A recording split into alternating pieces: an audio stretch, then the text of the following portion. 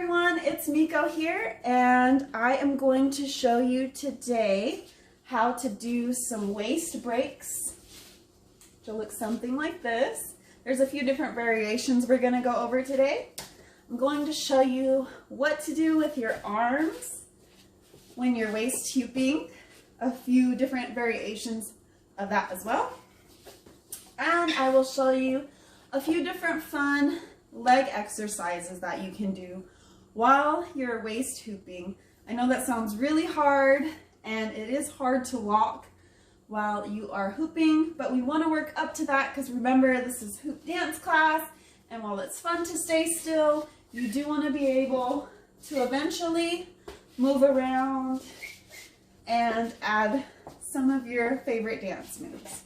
So let's go ahead and get started. We're going to start out with the waist breaks. Make sure that you check out, sorry, I gotta adjust my camera here for some reason. It's being crazy. All right, there you go. So make sure you check out video number 1 in my series, which was how to hula hoop on your waist, because that is a prerequisite for these beginner waist breaks. So again, you're going to start with the hoop behind your back in this area, arms on the outside of your hoop.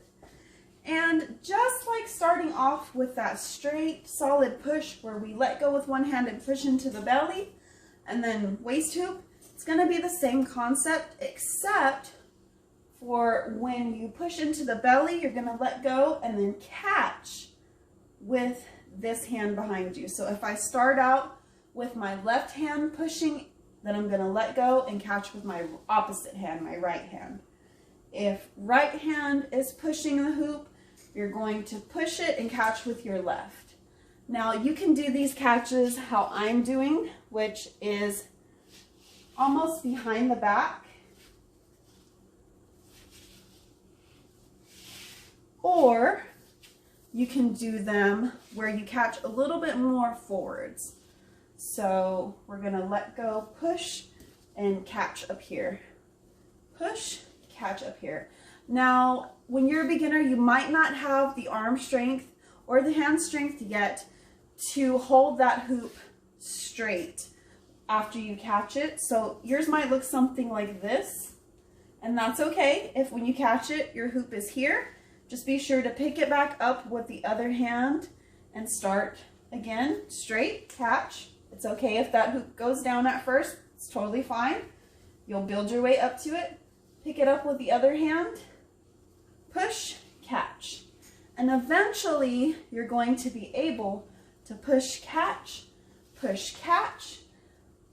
Now when you're slow, if you do it a little bit slow, it's going to be harder, of course, to hold that hoop up there, a little bit more strenuous. But if you pick up your pace just a little bit, you'll notice that it'll go a little bit easier with momentum.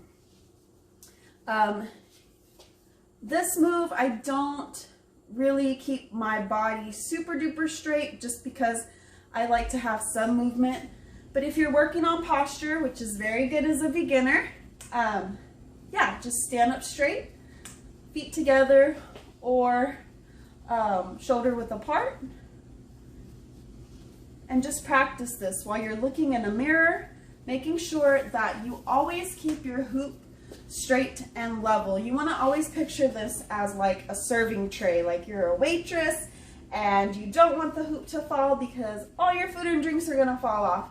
So whenever you're waist hooping or doing the breaks, you want to make sure that this hoop stays as vertical as possible. But if it goes down for right now, that's okay. Just pick it back up with the other hand and try again.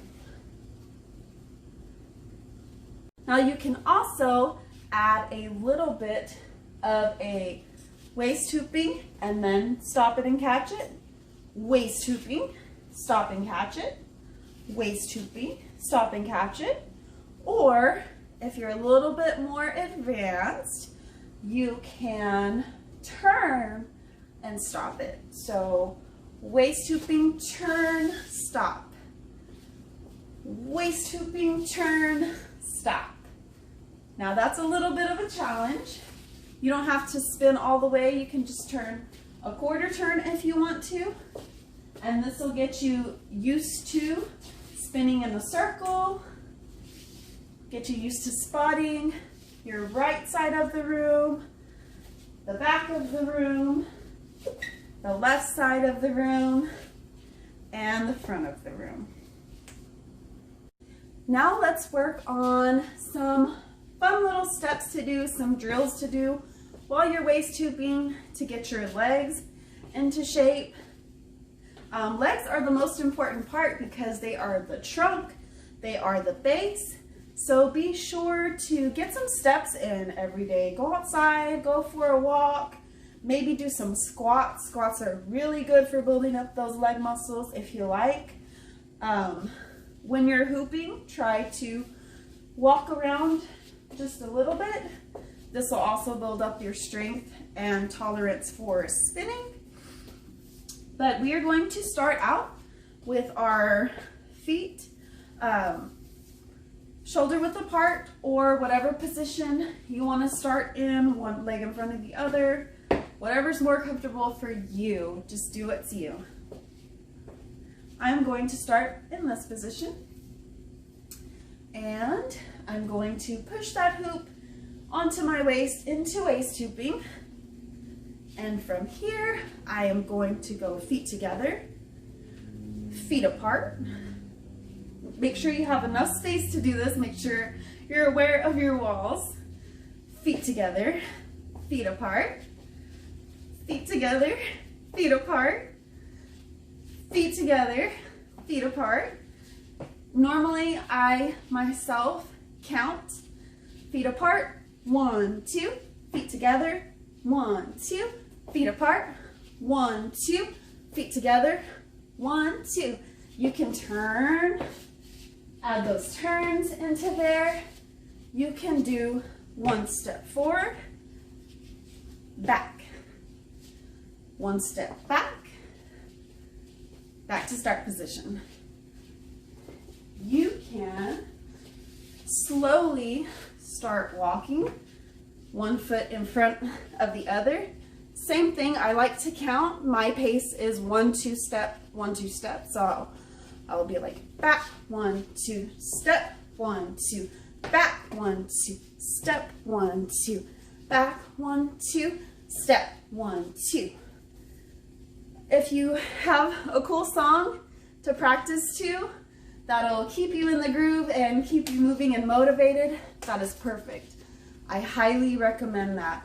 There's no limit to what you guys can do. Just be aware that I want you to play, to have fun. You don't have to do exactly what I'm doing. This is just a reference point for you guys. This is just to show you tips and tricks on how to maybe start these beginner moves, but it's all on you. However you want to make them, that's your personality, that's your spunk, and I love seeing everybody's different interpretations and different ways that they move in this magical circle. Now let's talk about what to do with your arms when you're waist hooping. So, as a beginner, I am totally guilty of this and I still kind of do it to this day, but when you're waist hooping, your arms tend to shrink into your chest and we tend to get what we call T-Rex arms. And while they're cool for a T-Rex, they're not so cool when you're waist hooping. So we want to figure out some different ways to move our arms. Now, the first thing is you need to be aware of your space. I have this big old chandelier. I'm not sure if you guys can see it up here, so I can't be really swinging my arms too wild and crazy up in the air. But I do have lots of space open behind me, to my left, my right, and right in front of me, in front of the camera. So, as I'm aware of that, I'm going to begin spinning the hoop on my waist into waist hooping. Remember, get that straight push. Push off with one hand into your belly button pulse. And you can put your elbows out in front of you if you like. You can put your arms straight out. You can put your arms overhead. maybe overhead and back down, being very careful with your light. You can go out in front of you and give yourself a hug maybe. Back out. You can put 2 arms to one side, which will give you a little bit of a challenge for those side abs.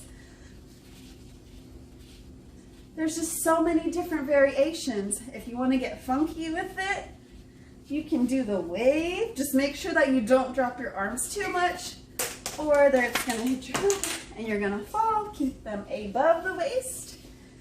You can also maybe frame your face, do some cutesy moves, blow kisses, give out some peace signs to the audience out there, maybe some thumbs up, maybe a wave. Lots of different things you could try. The possibilities are seriously endless, you guys. I just want you to really be aware of all the space that you have, and don't be afraid to take up that space. I know as a beginner hooper, I was really shy, and it was hard for me to break out of my serious shell. This was me hooping. Like, I wasn't smiling until later on when I found out how really fun it was. It was just hard for me to be silly. And I'm here to say that it's okay. It doesn't matter how old you are. You are never too old to have fun. And you're never too old to give something new a try. So if you are here with me, I praise you. I congratulate you for joining me, and I cannot wait to see you on your journey. Be sure to follow my page. I will try my best to follow you guys back. If you have any questions, please leave them down below. Let me know. Be sure to join me next week, where we will be working a little bit on waist hooping and how to get that hoop up and off your body.